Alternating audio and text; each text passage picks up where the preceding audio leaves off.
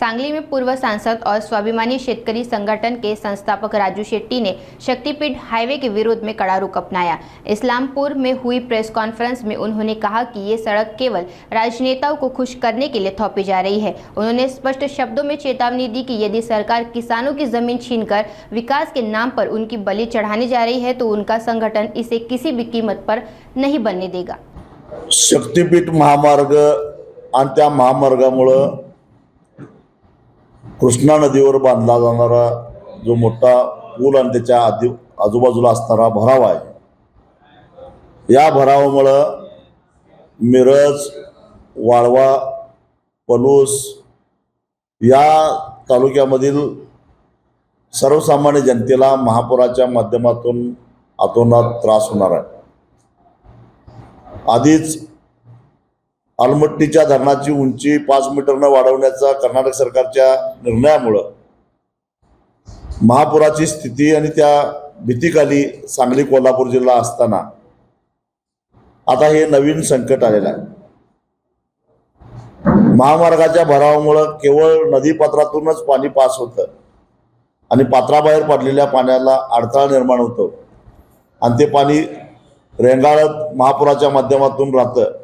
20-25 दिवस पाणी रेंगाळल्यामुळे नदीकाठातला असणारी जी काही गावं आहेत त्या गावातल्या सर्वसामान्य जनतेला महापुराचा त्रास होतो आणि त्यामुळं एका बाजूला महापुराला कारणीभूत ठरणारा हा शक्तिपीठ, दुसऱ्या बाजूला या 3-4 तालुक्यामध्ये जे शेतकरी आहेत त्या शेतकऱ्यांना केवळ रब्बी पीकच घ्यावं लागणार, कारण खरीपाच्याच वेळी म्हणजे जुलै ऑगस्ट महिन्यामध्ये महापुराची भीती निर्माण होते आणि पीक बेचराक होतं। त्यामुळं सगळ्यात समृद्ध असणारा हा प्रदेश भकास झाल्याशिवाय राहणार नाही।